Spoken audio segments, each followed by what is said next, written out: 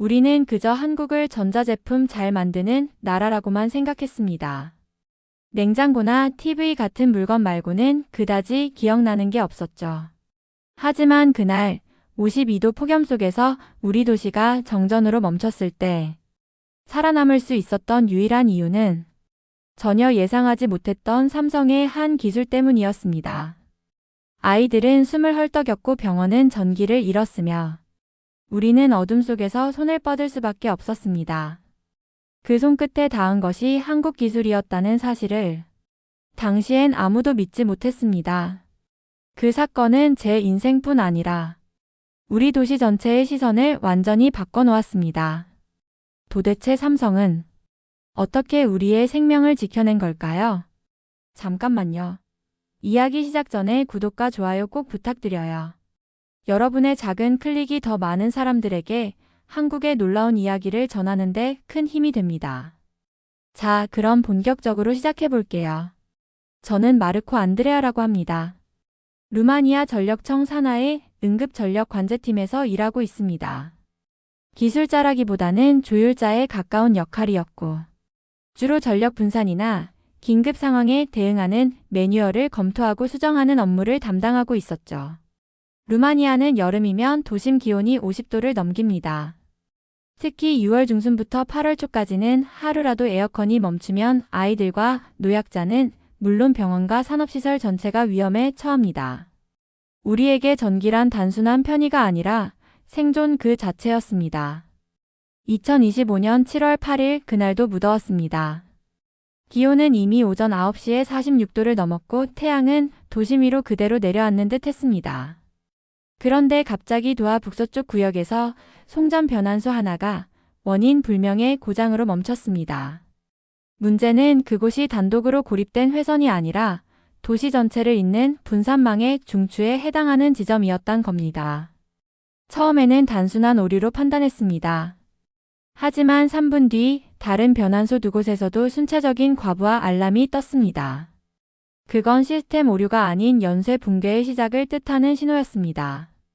병원에서는 산소 공급기가 예비 전력으로 넘어갔고 공항 내부도 내부 조명과 냉방이 절반가량 꺼지기 시작했습니다. 각 구역 관제소에서는 7분 단위로 상황 업데이트를 요구했고 전력청 본관 상황실은 그야말로 아수라장이 되었습니다. 비상 매뉴얼에 따라 3중 회선으로 대체를 시도했지만 과부하 분산에 실패하며 전력망은 순차적으로 무너져 내렸습니다. 고작 17분 만에 도하 전체의 38% 구간이 정전 상태로 진입했습니다. 문제는 단순히 불이 꺼진 것이 아니었습니다. 수백 대의 냉방 장치가 정지됐고 병원에서는 인공호흡기와 수술 장비가 작동을 멈췄습니다. 사람들은 건물 밖으로 뛰쳐나와 뜨거운 바람 속에서 숨을 헐떡였고 도로 위 차량들은 신호체계 마비로 멈춰 섰습니다. 도시는 침묵했고 그 침묵은 곧 공포로 바뀌었습니다. 저는 통신 장비를 붙잡고 계속 외쳤습니다. 왜 예비 회선도 작동하지 않는 건가? 왜 아무도 작동 원인을 확실히 말하지 못하는가? 그때 제 옆에 있던 통신팀장이 조용히 말했습니다. AI 오류입니다. 예측 시스템이 기온 상승과 전력 사용량을 과소평가한 겁니다. 그 말에 저는 숨이 막혔습니다. 우리는 매년 데이터와 시뮬레이션으로 무장해왔다고 자부했지만 정작 위기의 순간엔 어떤 장비도 제대로 작동하지 않았습니다. 그리고 그날 밤 저는 처음으로 내 자리에서 내려와 전력청의 옥상에 올라 도심을 내려다봤습니다. 온 도시가 어둠 속에 잠겨 있었고 그 속에서 수많은 사람들이 침묵하며 더위를 견디고 있었습니다. 그 순간 하나의 질문이 떠올랐습니다. 이 도시를 살릴 수 있는 방법은 정말 없는 걸까? 정전 사태가 일어난 다음 날, 전력청 내부에서는 거의 24시간 내내 비상대응 회의가 이어졌습니다. 민간 전력 사용자들의 불만은 극에 달했고 병원과 통신시설에서 피해 규모를 산정하는 작업도 지지부진했습니다. 정부는 국제 에너지 업체들과의 대책 회의를 열었고 미국과 유럽 기술자들이 화상회의로 긴급 투입되었지만 정작 누구도 뚜렷한 해결책을 제시하진 못했습니다. 모두가 원인 규명에만 매달리고 있었고 시간은 계속 흐르고 있었습니다. 그런 상황 속에서 하위 전력관리부서의 젊은 기술자 하나가 조용히 메일 하나를 보냈습니다. 제목은 단순했습니다. 삼성 SD망 제어 시스템 긴급 제안서. 처음엔 아무도 그 파일을 열어보지 않았습니다. 한국 기술은 주로 통신이나 반도체 관련으로 알고 있었기 때문에 이 사태와 무슨 관련이 있을지 의심부터 들었기 때문이었습니다. 하지만 저는 그 메일의 내용을 열어보았습니다. 3페이지 분량의 짧은 제안서에는 열감지 기반 예측 알고리즘과 고온 조건에서의 AI 자율 분산 기능에 대한 언급이 적혀 있었습니다. 특히 예비 전력 회선 자동 스위칭을 초당 1.3의 속도로 반복하며 최적 경로를 재구성하는 기술에 대해 자세히 설명한 부분이 눈에 띄었습니다. 그건 기존에 우리가 쓰던 서구형 전력망 시스템과 전혀 다른 원리였습니다. 더 놀라운 건 그 기술이 이미 부산과 서울 외곽에서 수년간 실증 운용되었다는 사실이었습니다. 기온이 40도를 넘는 여름철에 정전 없이 유지된 도심 통계 수치까지 첨부되어 있었죠. 의심과 놀라움이 동시에 밀려왔습니다. 정말 그런 기술이 존재한다면 왜 지금까지 우리 정부는 그것을 도입하지 않았을까? 저는 해당 기술을 제안한 협력사 담당자와 바로 통화를 시도했습니다. 그는 유창한 영어로 단순한 기술이 아니라 사람을 살리는 설계라고 설명했습니다. 그 말이 처음엔 다소 감정적으로 느껴졌지만 그의 설명을 듣고 있자니 어쩐지 내가 지금까지 바라보던 관점 자체가 틀렸던 것은 아닐까 하는 생각이 들기 시작했습니다. 다음 날 저는 보고서를 하나 작성해 비상대응팀 전체 메신저에 공유했습니다. 제목은 단순했습니다. 우리는 이 기술을 검토해야 합니다.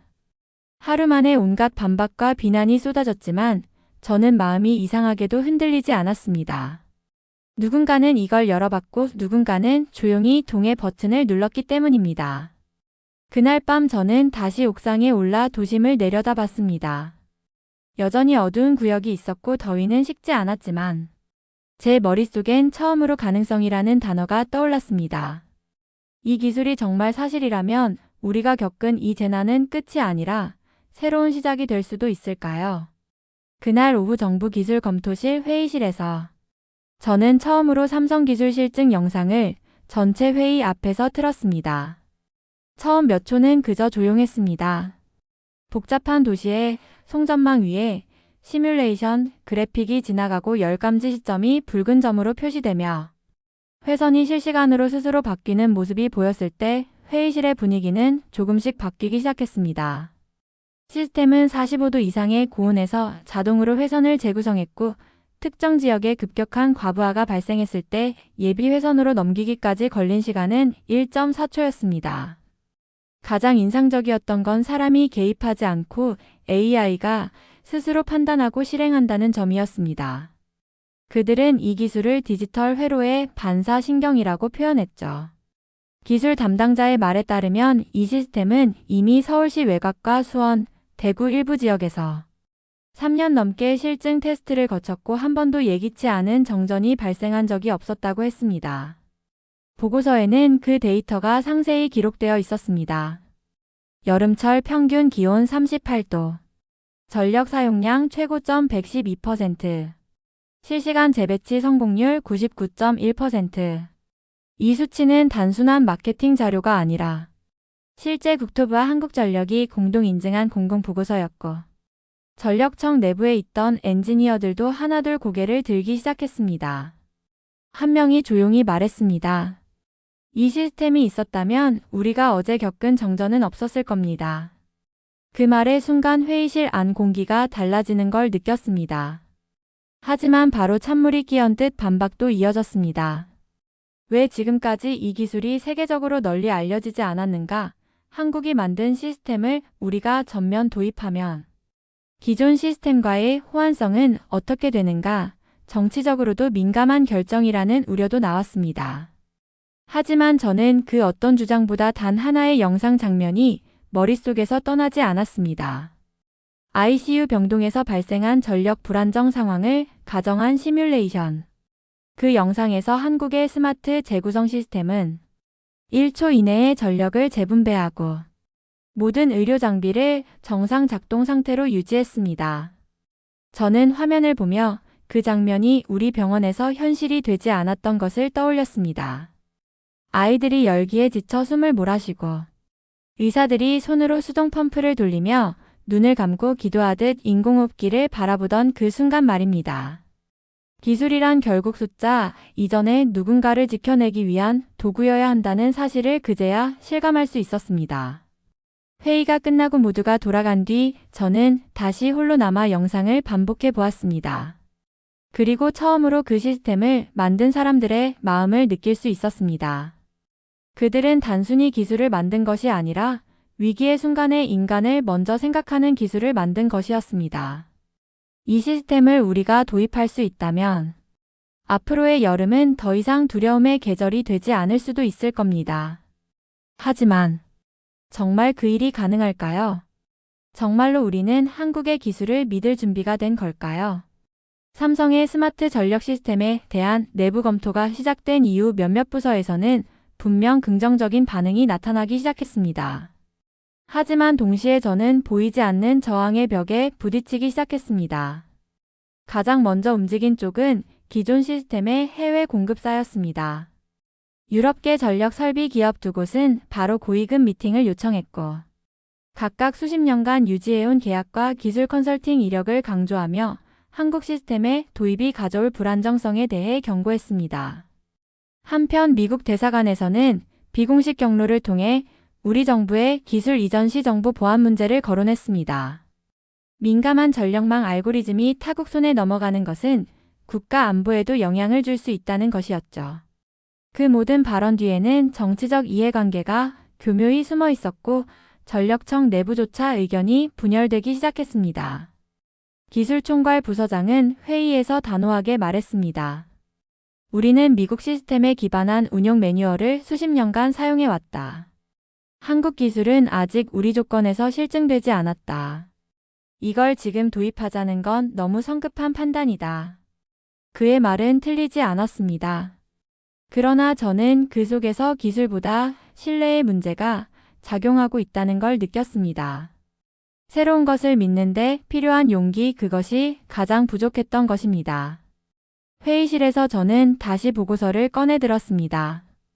그리고 조용히 실증 데이터를 하나하나 다시 짚어 설명했습니다. 한국의 시스템은 고온다습한 환경에서 자율 복구 기능이 평균 2.7초 내 작동하며 전력망 간섭률을 11% 이하로 낮춘 유일한 사례였습니다. 그러나 저의 설명이 끝났을 때 어느 누구도 반응하지 않았습니다. 한동안 침묵이 이어졌고 결국 부서장은 천천히 고개를 저으며 말했습니다. 우리는 전통적 신뢰를 쉽게 버릴 수 없다. 그 순간 저는 이 문제가 단순히 전력 기술의 경쟁이 아니라 국가 간 신뢰의 무게 싸움이라는 걸 직감했습니다. 한밤중 저는 집으로 돌아가는 길에 뉴스에서 루마니아 정부가 삼성과의 스마트시티 협약을 체결했다는 기사를 보았습니다. 그들은 이미 같은 기술을 도입했고 올여름부터 실제 운영에 들어간다는 내용이었습니다. 정말 부끄러웠습니다. 우리는 아직 회의 중이고 그들은 이미 실행하고 있다는 사실이 저를 깊은 고민에 빠지게 했습니다. 그날 밤 저는 결심했습니다. 더 이상 기다리지 않기로. 기술을 검증하는 가장 좋은 방법은 책상 위 보고서가 아니라 현장에서 직접 적용해 보는 것이라는 사실을 믿기로 했습니다. 그래서 저는 관계부서의 동의를 받지 않은 채 한 가지 계획을 실행에 옮기기로 했습니다. 비공식이지만 위험을 감수하고라도 사람들에게 직접 보여줄 수 있다면 분위기는 달라질 수 있을지도 모른다고 생각했기 때문입니다. 정말 그럴 수 있을까요? 이 벽을 진짜 넘을 수 있을까요? 그날 이후 저는 한 가지 실험을 준비했습니다. 공식 절차는 아니었습니다. 하지만 전력청 내 소규모 기술 검증 부서에서 작은 테스트 공간을 확보할 수 있었고 그곳에 제한적으로 한국의 시스템을 설치할 수 있도록 협의했습니다.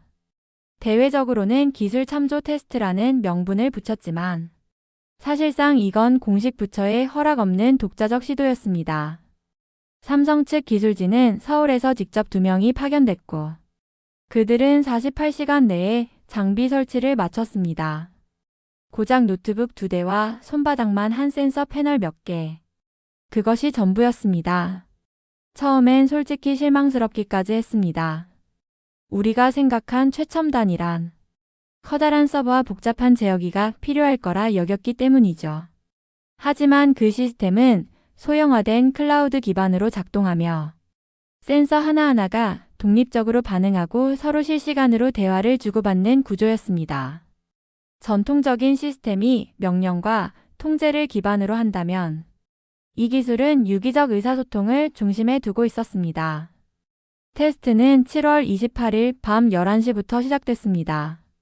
인위적인 과부하 시나리오를 구성했고 3개의 가상 구역의 일정 간격으로 에너지 밀도를 높여 기존 시스템과 비교하는 방식이었습니다.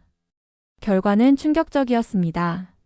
삼성 시스템은 고온 조건에서 회선 전환을 1.7초 만에 수행했고 과부하가 발생한 구역의 전력 사용률은 실험 시작 6분 만에 28% 하락했습니다.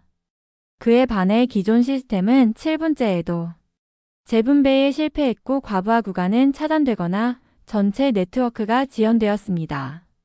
무엇보다 놀라운 건 이 모든 과정이 사람의 개입 없이 이루어졌다는 사실이었습니다. 테스트를 함께 지켜보던 동료 한 명이 조용히 말했습니다. 이건 기술 이전의 사고방식의 차이야. 그 말에 저는 고개를 끄덕였습니다.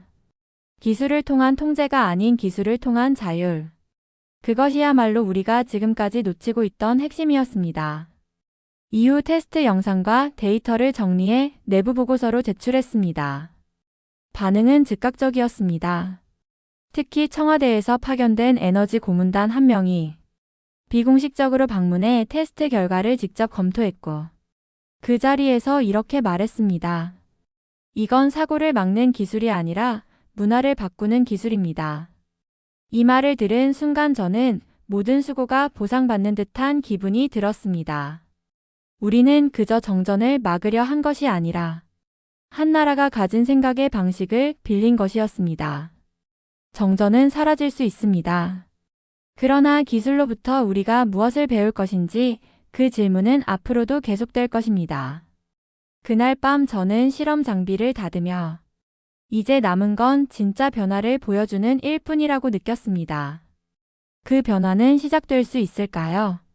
우리가 그 다음 문을 열 준비가 되었다면 실험 이후 전력청 내부 분위기는 눈에 띄게 달라졌습니다.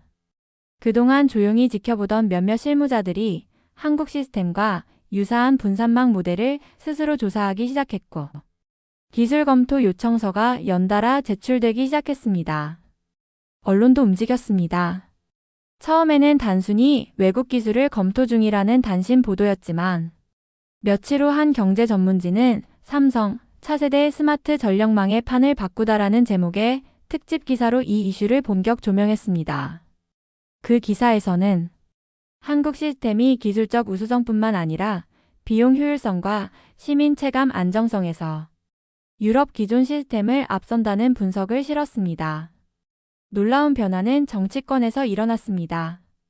야당 소속 에너지위원회 위원이 직접 저를 만나러 왔고 비공식 자리에서 이렇게 말했습니다. 당신이 아니라면 이 결정은 절대 올라오지 못했을 겁니다.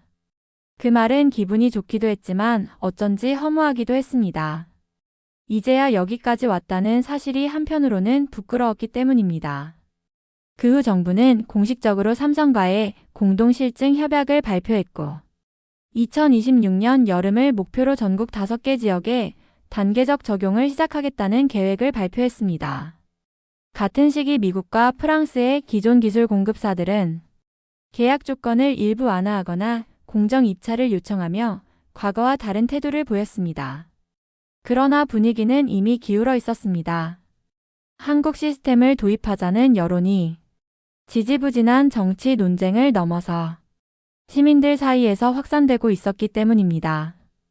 인터넷 커뮤니티와 SNS에서는 실험 영상이 수만 건 이상 공유되었고 특히 아이가 있는 부모들이 적어도 우리 병원만큼은 이 시스템이 들어왔으면 좋겠다며 목소리를 내기 시작했습니다.